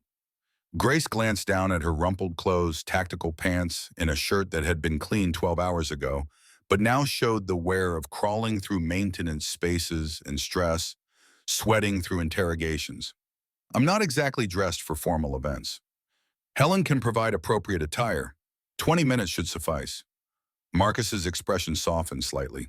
Consider it a request, not an order. You've earned the right to see the 300 wolves whose lives you saved. But if you'd prefer to monitor from here, that's acceptable as well. Grace thought about it. The professional choice was stay in the command center, maintain surveillance, be ready if secondary threats materialized. The safe choice was extract entirely. Return to her apartment and her library in the carefully constructed routine that kept PTSD manageable. But she was Marcus Walker's daughter, and her father had never chosen safe over right. I'll attend, she said. Give me 20 minutes. Helen materialized with the efficiency of someone who'd been coordinating palace logistics since before Grace was born. The head of household staff took one look at Grace's exhausted face and tactical worn clothes and made a sound somewhere between sympathy and determination. My dear, you look like you fought a war today. Come, we'll make you presentable. The guest suite Helen led her to was elegant in ways that made Grace uncomfortable. They're all silk and antique furniture, and the kind of understated wealth that came from centuries of accumulated power. A dress waited on the bed, deep emerald, that would complement her pale blonde hair, elegant but not ostentatious. Grace showered quickly, scrubbing away 12 hours of stress, sweat, and dried fear. The hot water helped unknot muscles that had been tense since Oro 300. By the time she stepped out, Helen had laid out everything she'd need. Undergarments, shoes that looked expensive but felt surprisingly practical, jewelry that was probably worth more than Grace made in 6 months. I can't wear this, Grace said. If something happens, if I need to move fast, then you move fast in a dress instead of tactical pants. Helen's tone was gentle but firm. My dear, you've spent all day preventing disaster. Tonight you get to simply exist among the people you protected. Let yourself have that. Grace wanted to argue, wanted to insist on keeping her boots and cargo pants and the familiar weight of her combat knife strapped to her thigh. But Helen was right, tonight was political theater, and showing up in tactical gear would send the wrong message. She dressed slowly, still cataloging exit routes and threat vectors despite the formal attire. The emerald dress fit perfectly, moving with her instead of restricting movement. The shoes were heels, but low enough to run in if necessary. Small mercies. Helen appeared with a subtle makeup kit, just enough to hide the exhaustion. You don't need much, you have your father's bone structure. He was quite handsome, you know. Before. Grace went still. You knew my father? Marcus Walker was palace liaison for intelligence operations during my first years here. Brilliant man, kind despite the dangerous work. He used to bring you to the palace sometimes when you were small. Do you remember? Helen's hands were gentle as she applied concealer under Grace's eyes. You'd hide in the library and read for hours. Your father would finish his briefings and find you curled up with some enormous history book, completely absorbed. The memory surfaced, slowly, being maybe 7 years old, the palace library, vast and wonderful. Her father's warm laugh when he found her. Before everything went complicated. Before he died and left her with nothing but journals and encryption keys and the weight of unfinished investigations. I remember, Grace said quietly.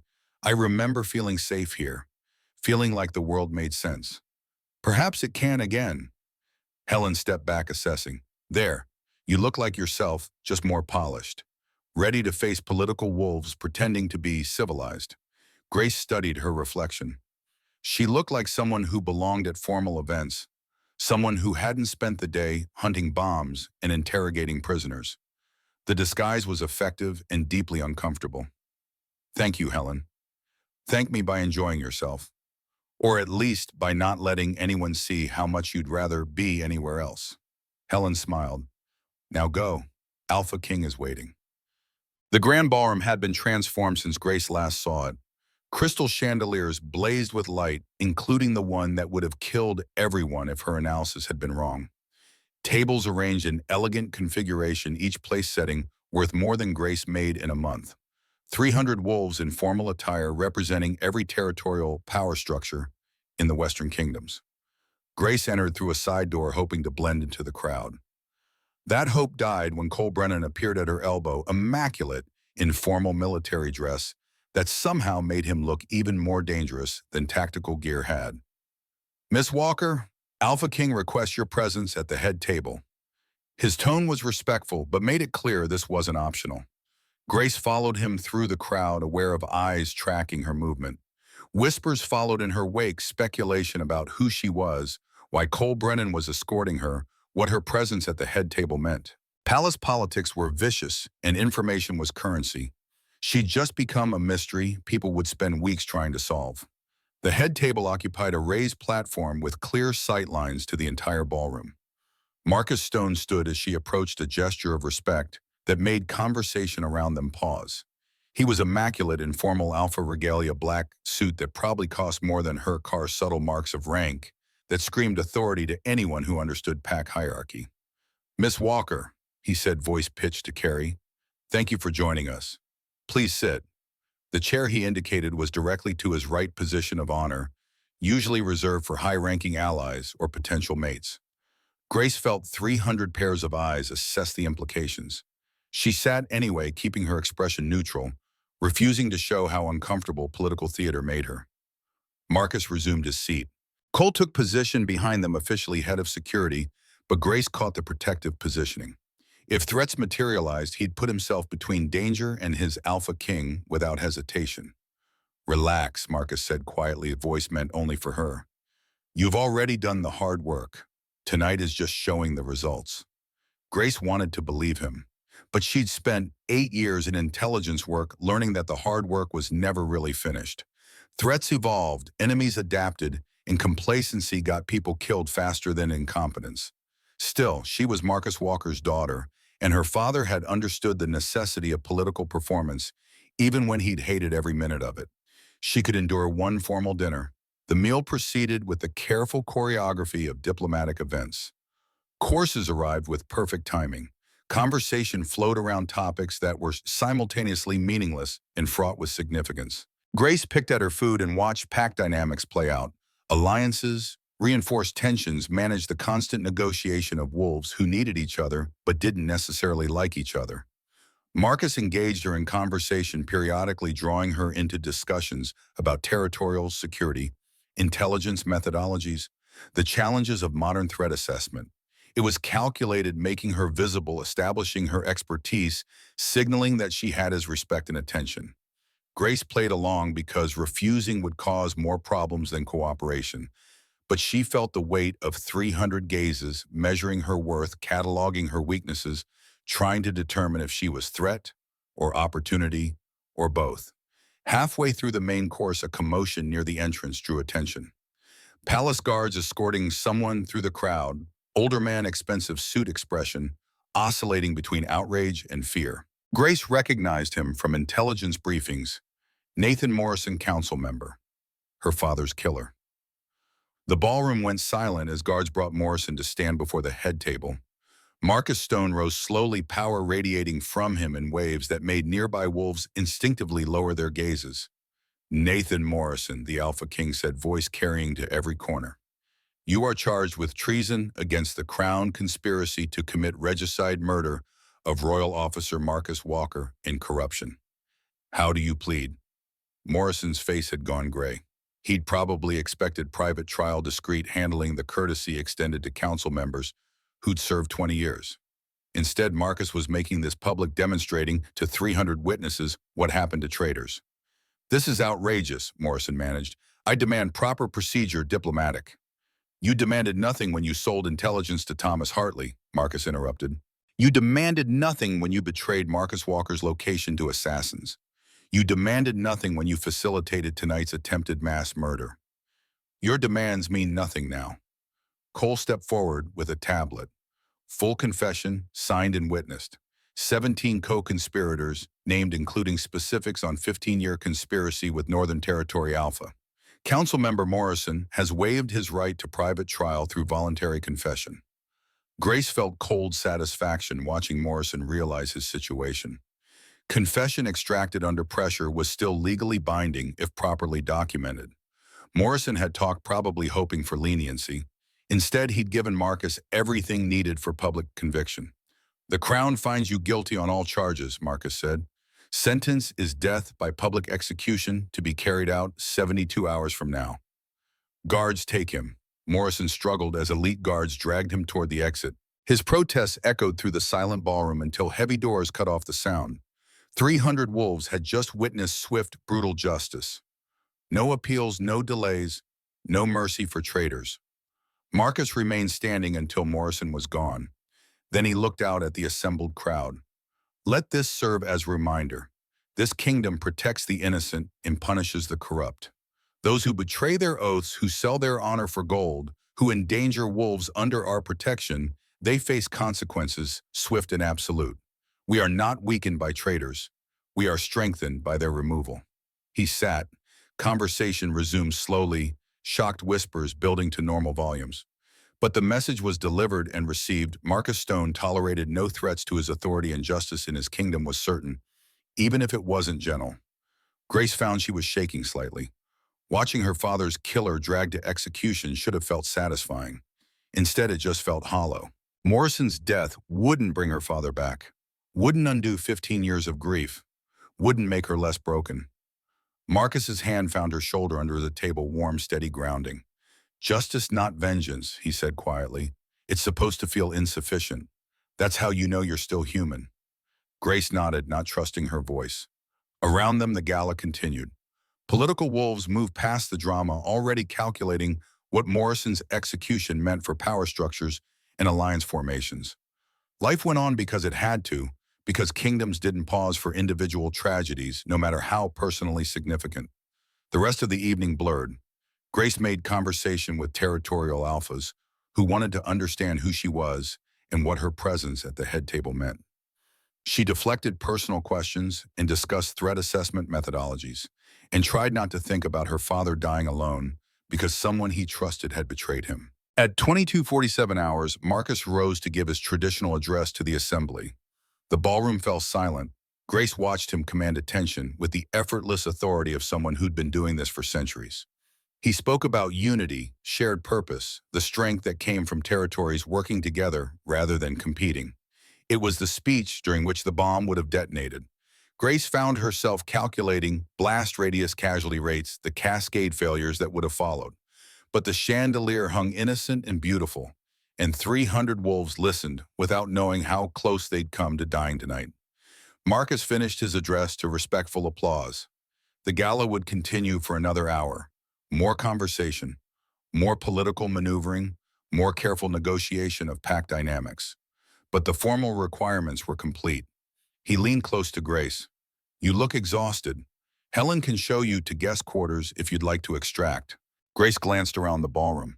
At wolves who'd been saved by work they'd never know happened. At a kingdom that functioned because people like her father, like her, did the invisible work that kept civilization from collapsing into violence. "I should stay," she said. "Should see this through to completion." "You've seen it through. What remains is political theater for people who need to believe they're important." Marcus's expression was wry. "Trust me, you are not missing anything crucial.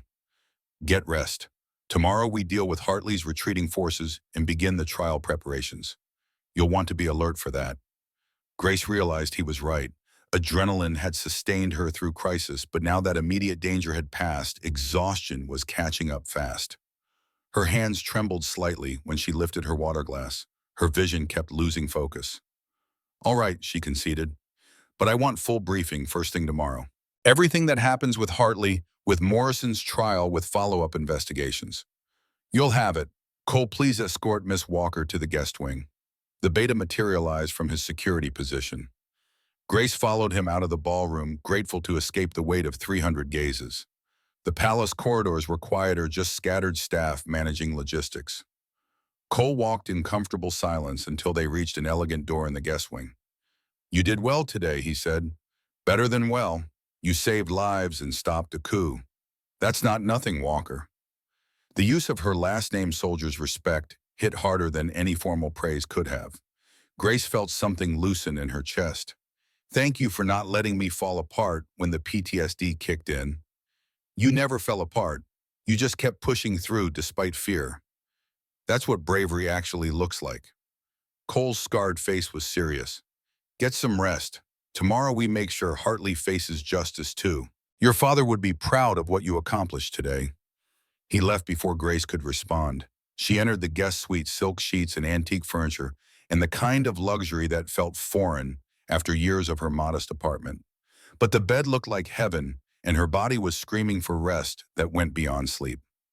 Grace stripped off the elegant dress, hung it carefully, and collapsed into bed wearing only her undergarments. The last thing she saw before exhaustion claimed her was her father's combat knife on the nightstand. Find the truth, MW. She'd found it. Found her father's killer. Found Hartley's conspiracy. Found something she thought she'd lost 3 years ago. Purpose. The ability to do work that mattered. The part of herself that had been operator before Arizona broke her. Maybe she was still broken. Maybe the PTSD would never fully heal. But broken didn't mean useless. Didn't mean she couldn't still fight when fighting was necessary. Grace Walker slept without nightmares for the first time in 3 years. Morning came with sunlight and the smell of coffee. Grace woke slowly, muscles protesting after yesterday's sustained stress. The clock read 0847. She'd slept nearly 10 hours. Unprecedented since her discharge. Someone had left breakfast on a table by the window. Fresh fruit, pastries, coffee that smelled like it could wake the dead. Grace ate mechanically while pulling up news feeds on her phone. Northern Territory forces in full retreat, Hartley's location unknown, but presumed fled to Canada. Morrison's arrest was headline news across all 6 territories. Speculation ran wild about conspiracy details and what other traitors might be uncovered. Her phone buzzed with a message from Marcus War Council at 1000 hours. "Your presence requested." Grace showered, dressed in clothes Helen had somehow procured, practical pants and a shirt that said professional consultant instead of washed-up operator. She made her way to the command center, navigating palace corridors that felt slightly less hostile in daylight. The War Council was already assembled when she arrived. Marcus at the head of the table, Cole coordinating security updates, 6 territorial commanders reviewing overnight intelligence. They looked up as she entered. "Miss Walker," Marcus said, "thank you for joining us. We've had developments overnight." He pulled up satellite imagery showing Northern Territory borders. Hartley's forces completed their retreat 6 hours ago. They've scattered approximately 2,000 fighters now dispersed across Canadian territory in groups no larger than 50. Hartley himself has disappeared. Canadian PAC leadership claims no knowledge of his location. General Mathis leaned forward. "Diplomatic channels suggest Canada is considering extradition if we can provide solid evidence of treason. But they won't cooperate without proof that meets international standards." "We have Morrison's confession," Grace said. 17 named co-conspirators, detailed operational structure, financial records showing payments. That's more than sufficient for extradition protocols. "It would be," a new voice said, except that Morrison recanted his confession this morning. Grace turned to see a woman she didn't recognize, mid-40s, expensive suit, carrying herself with the confidence of someone who won arguments for a living. Lawyer, probably. High-ranking one based on her comfort in the War Council. "Morrison claims his confession was extracted under duress," the woman continued. "His attorney is arguing that evidence obtained through coercive interrogation isn't admissible in territorial court. They're demanding new trial civilian oversight, the full protective process." Marcus's expression could have frozen steel. Morrison confessed voluntarily. Multiple witnesses, recorded documentation.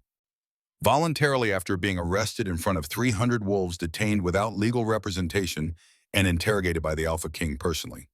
The lawyer's tone was apologetic but firm. "I'm not saying he deserves protection. I'm saying his attorney found a procedural angle that territorial law requires us to address." Grace felt cold realization settle. Hartley's buying time. He knew Morrison would be caught, knew confession was inevitable. So he had contingency lawyers ready to bog down prosecution in procedural challenges, while Hartley consolidates power across the Canadian border. That's our assessment as well, Marcus said, which means we need evidence that bypasses Morrison entirely. Direct connection between Hartley and last night's assassination attempt. Financial records, communications, operational orders, something that proves conspiracy beyond Morrison's testimony. The device, Grace said suddenly. The bomb we recovered. Lieutenant Chen's team was running analysis. If we can trace components back to Hartley's network, that's physical evidence independent of Morrison's confession. Cole pulled up the analysis report. Chen identified 3 specialized components, military-grade detonators, or from Eastern European black market explosives, with chemical signature matching Northern Territory weapons caches, timing mechanism built using proprietary software that's only distributed to 5 organizations worldwide. Grace leaned forward. Which organizations?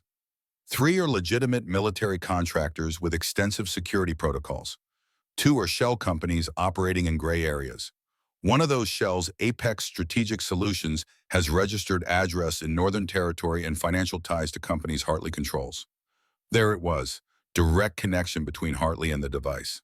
Not conclusive by itself, but combined with Morrison's testimony, Raines's confession and intercepted communications, it built a case that even territorial courts couldn't dismiss. We briefed Canadian authorities immediately, Marcus decided. Full evidence package device analysis, confessions, financial records, communications intercepts. Make it clear that Hartley is facing overwhelming evidence of regicide attempt. Canada can either extradite him for trial or admit they're harboring someone who tried to assassinate a sovereign alpha. Either way, Hartley's running out of places to hide. The council spent the next hour coordinating diplomatic outreach, legal strategy, and contingency planning for if Canada refused cooperation. Grace contributed where her intelligence expertise was relevant, stayed silent when military matters were beyond her knowledge. At 11:47 hours, Marcus called brief recess. Grace was pulling up additional financial data when he appeared at her workstation. "Walk with me," he said. Not a request. They left the command center, moving through corridors until they reached a private office Grace didn't recognize. Marcus closed the door, creating bubble of privacy in a palace where privacy was rare and valuable.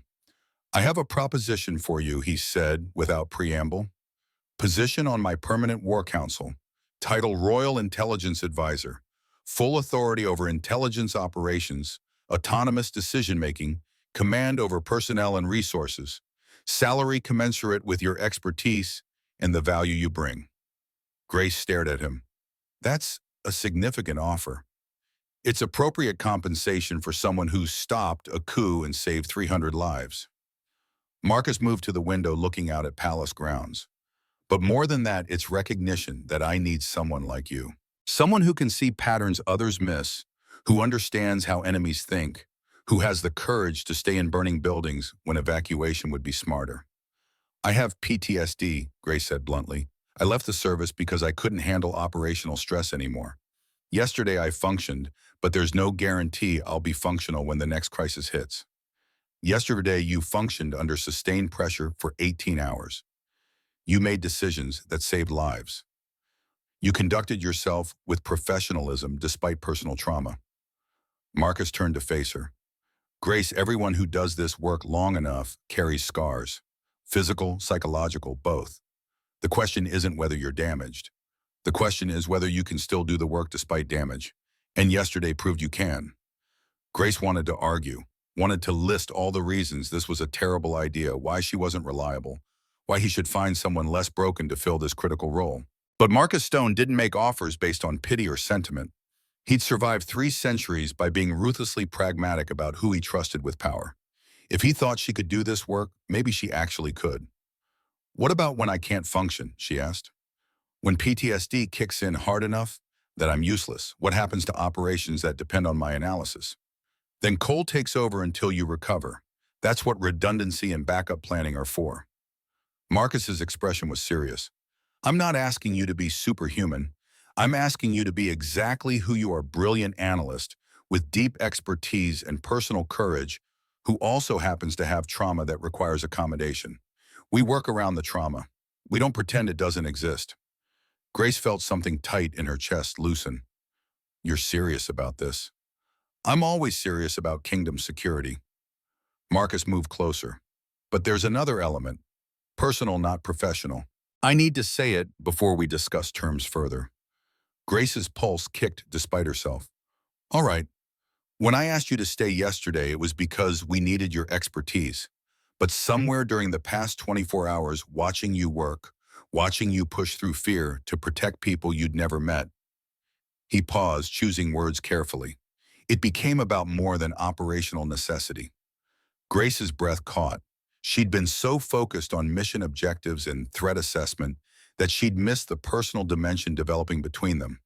Or maybe she'd noticed and deliberately ignored it because personal entanglements complicated operations, and she didn't need more complications.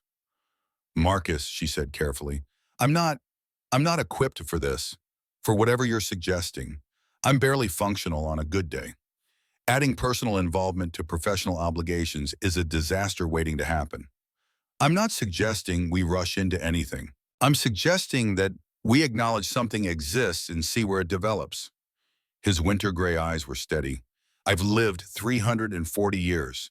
I've had relationships, alliances, partnerships. None of them felt like yesterday did, working beside someone who understood the stakes, who could think tactically, who had the courage to stand when standing was hard. That's admiration for professional competence, not foundation for personal relationship. It's both, can be both. Marcus's voice softened. Grace, I'm not asking you to be my mate tonight. I'm asking you to consider staying. Take the counsel position. Work with me. Let us build something as partners first at see if it grows into more. No pressure, no expectations. Just possibility. Grace thought about her apartment in the Eastern District, her library job, the careful routine she'd built to manage PTSD and keep herself functional, safe, predictable, small. Then she thought about yesterday, about feeling useful again, about work that mattered and people who needed protecting and the sharp clarity that came from operating at full capacity despite fear. She thought about her father who'd died doing this work, who'd never once chosen safe over necessary. I have conditions, she said finally. I'm listening. Autonomy on intelligence operations. No one overrules my assessments without compelling contradictory evidence. If I say something's a threat, we treat it as a threat until proven otherwise. Agreed. Time off when PTSD requires it. No judgment, no pressure to push through when pushing through would compromise operations. I know my limits. I need authority to enforce them. Agreed. And regarding the personal element, Grace met his eyes. 6 months. Give me 6 months to prove I can handle the counsel position, that I can function in this environment. If after 6 months we both still think there's potential for more, then we explore it. But professional relationship comes first. Always. Marcus nodded slowly. 6 months. Professional partnership, see what develops naturally. I can work with that. Then I accept. Grace extended her hand. Royal Intelligence Advisor Grace Walker reporting for duty. Marcus took her hand, warm, calloused, steady. Welcome to the War Council, Advisor Walker. Try not to make me regret giving you autonomous authority. No promises on that front. Grace allowed herself a small smile. I'm my father's daughter. We're not known for making things easy on AlphaKings. No, Marcus agreed. You're definitely not. The next 6 months were a blur of intelligence work, political maneuvering, and learning to function in an environment where stakes were always high and failure meant people died. Grace threw herself into rebuilding intelligence networks, implementing new threat assessment protocols, coordinating with territorial security forces. The work was demanding, exhausting, and exactly what she needed. The PTSD didn't magically disappear. Some days she woke from nightmares and couldn't face leaving her quarters. Some missions triggered panic responses that forced her to hand operations to Cole while she recovered. But Marcus kept his word about accommodation. No judgment, no pressure, just acknowledgement that trauma was real and required management. And slowly, carefully, something developed between them. Conversations that went beyond operational necessity. Shared meals where they talked about books and history and the weight of responsibility. Moments of connection that felt like finding solid ground in unstable terrain. Northern Territory collapsed without Hartley's leadership. Thomas Hartley himself was captured, trying to cross from Canada into Alaska, extradited to face trial and executed 6 months to the day after his failed coup. Morrison hung 2 weeks after that public execution, witnessed by representatives from all 6 territories. Grace stood in the crowd and watched her father's killer die. It still felt hollow, still didn't undo 15 years. But it was closure of sorts. 3 days before the 6-month mark, Marcus found Grace in the palace library. She'd claimed it as her primary workspace, surrounded by books, feeling her father's presence in the familiar smell of old paper and leather bindings. "It's been 6 months," he said without preamble. "Almost to the day. Thought we should discuss where we stand." Grace set down the intelligence report she'd been reviewing. "All right, you first." Marcus moved to stand by the window, looking out at winter bare trees. "6 months ago, I asked you to stay and see if partnership could become something more. These past months working beside you, watching you rebuild intelligence operations and prevent 3 additional coup attempts, and somehow find time to start that literacy program you're passionate about." He turned to face her. "I don't need more time to know what I want. I want you. As partner, as advisor, as mate, if you'll have me." Grace's chest tightened. "That's a lot of roles for one person to fill." "You're already filling them. I'm just asking to make it official." Marcus moved closer. "I'm not asking you to be different than you are. I'm asking you to keep being exactly who you've been: brilliant, fierce, occasionally terrifying when someone threatens wolves under your protection. But do it as my equal, my partner in all things." Grace stood, closing the distance between them. "I have PTSD. I'm damaged in ways that won't heal completely. I'll have bad days where I'm not functional, and you'll have to cover for me. That's permanent reality, not temporary condition. I've lived through 2 world wars, 6 territorial conflicts, and 340 years of various personal disasters. I think I can handle your bad days." His voice was dry but warm. "Grace, everyone who survives long enough carries damage.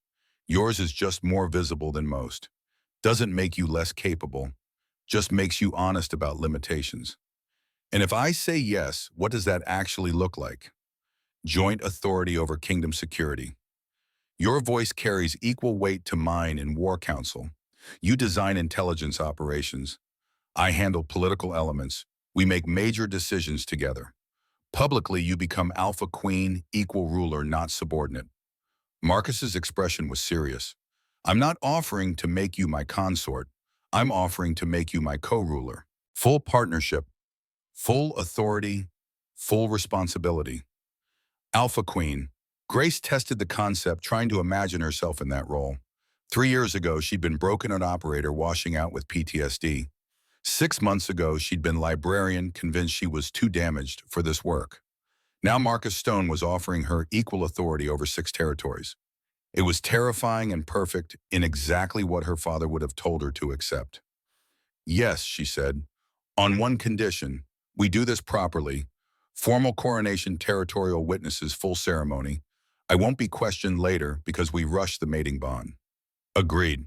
Winter solstice is in 3 weeks, traditional timing for major announcements." Marcus stepped closer.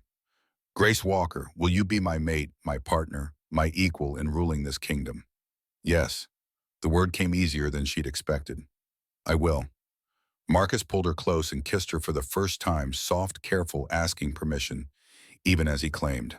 Grace leaned into it, letting 6 months of careful professional distance dissolve into something warmer and more complicated. When they finally pulled apart, both breathing slightly harder, Marcus rested his forehead against hers.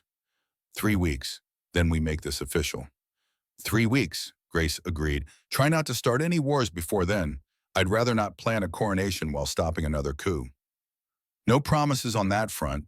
You know how territorial alphas get." Grace laughed despite herself. "I'm going to spend the rest of my life doing crisis management, aren't I?"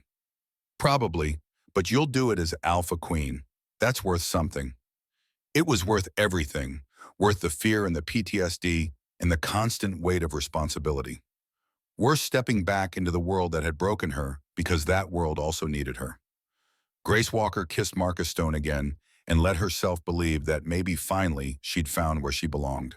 The winter solstice coronation was everything Grace had promised: formal ceremony, territorial witnesses, full traditional protocols. She wore white and silver, her father's combat knife concealed beneath elegant robes. Marcus stood beside her in alpha regalia, radiating authority and barely controlled pride. When the officiant asked who spoke for Grace Walker, Cole Brennan stepped forward and scarred, steady, loyal. I do. She has proven herself through service, sacrifice, and honor. She stopped a coup, saved 300 lives, and earned her place beside the AlphaKing. I speak for her with absolute confidence. When the full council was asked to acknowledge her, they rose together, even the conservative members who'd questioned her appointment 6 months ago. She'd won their respect through competence and results. That was worth more than any political alliance. The vows were traditional, but modified to reflect equal partnership. Grace and Marcus pledged to rule together, protect together, make decisions together. Not AlphaKing and consort. Co-rulers, equal authority, shared responsibility. When the officiant declared them mated and co-rulers AlphaKing Marcus Stone and AlphaQueen Grace Walker Stone, the hall erupted in acknowledgement. Howls and cheers and the ritual acceptance of 500 witnesses. Grace stood beside Marcus and felt her father's presence like a blessing. This was what he'd prepared her for. This was why he taught her codes and tactics and how to see patterns in noise. Not to follow his path exactly, but to find her own way to protect people who needed protecting. She was Marcus Walker's daughter. She was AlphaQueen. She was still broken in ways that required management. But broken didn't mean useless. Didn't mean she couldn't build something worth protecting. Grace Walker Stone looked out at her kingdom and knew she was exactly where she needed to be. Finally, home.